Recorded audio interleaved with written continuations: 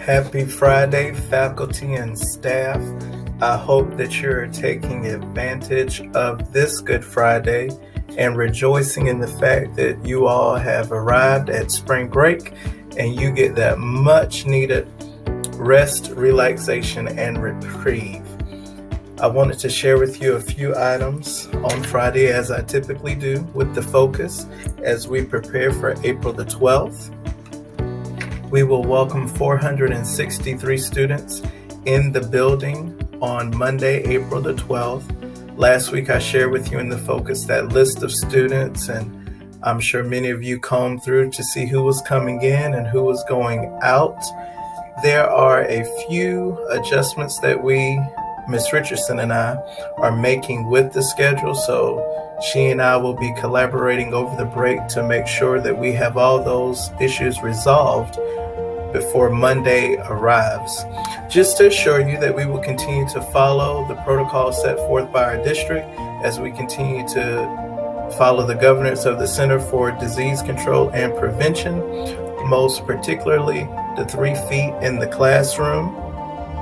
And with that, we will maintain our one-way hallways. We will continue with wearing our mask in the cafeteria right before the first vaccination. As a matter of fact, the administrative staff changed the direction of the tables, so we will move from 2 per table to 3. And so that's going to come up on the other slide. And again, you can access PowerSchool to see your rosters and things of that nature. Ms. Moore has graciously agreed to compile an Ed puzzle for us to help with orienting our students back in the building after a week off, and then welcoming those students who will join us from the virtual academy. She is going to push that through her department in the ELA classes, so thank you, Ms. Moore, for taking on that.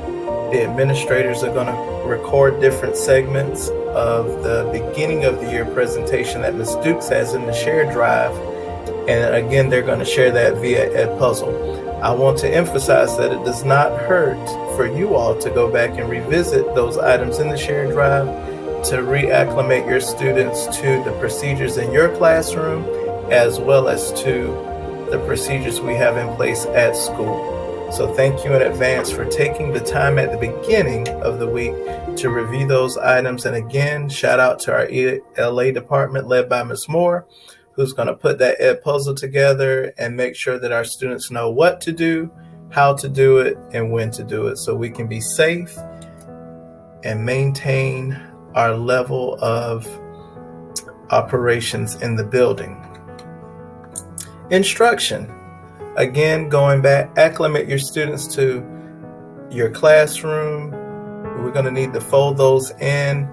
Some of you will have your students from that you had virtual. Some of you will not. You'll be receiving students from other teachers. So take that time at the beginning as we begin the 4th 9 weeks to make sure they're aware of the procedures. And then, as you are well aware, state testing will continue. Link It will be the following week, beginning the 19th in ELA and math. So let's keep that rigor and relevance going.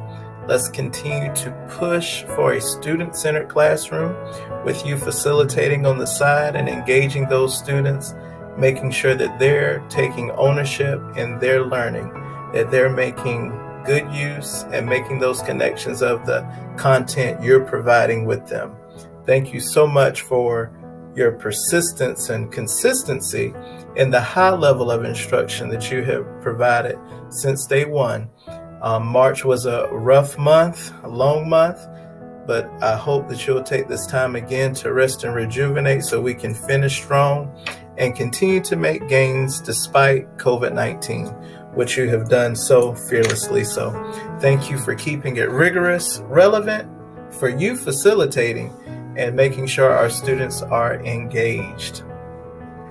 Inside the building, I already touched on this, but for sake of emphasis, hallways will continue to be one way.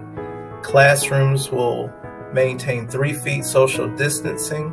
Mr. Pate sent an email, as well as it was in last week's focus. If you needed additional desks due to the influx coming into your classroom, please let Mr. Payton know. Send him an email. He wanted to be sure that you had everything you needed for Monday the 12th. Restrooms will continue to follow the same capacity limit, and at the time of this publication, we still only have our one water filling station, which is in the cafeteria. So please allow the students to hydrate themselves, refill those bottles so that they can be safe and hydrated. Lunch courtyard, the change here again will be 3 students per table from 2 students. After meeting with the admin team who graciously do duty every day with the help of your supervision as you eat in the cafeteria, we will still be well within our capacity guidelines in the cafeteria, so we will be good to go there. Discuss with your administrator at lunch courtyard options if that's something that you all take advantage of. We have the area outside of the 700 hall, I guess is what I call the old courtyard. And then we have the new courtyard between the 300 and Career Center, that grassy area that tends to flood with the blue picnic tables on that side. So take advantage of those areas for your students so they can, again, get that mass break, get some sunshine, so they continue to be focused as you provide instruction in your classrooms. And there's our ending quote, and I'll have some other follow-up items for your reading pleasure, your leisure in the focus. Thank you for pushing through, for maintaining. I know this has not been easy, but I hope that you will realize that you all have been troopers and we've done this together. So I am very appreciative of that.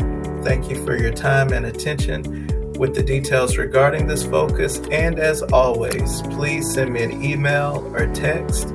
I'll respond on Sunday, April the 11th, as I'm going to turn off my notifications as well. But seriously, if you need anything, please let us know. Any member of the admin team, we're here to help and assist as best as we can as we continue to show that we are game changers as we push through and finish strong this school year. Take care, Falcon family.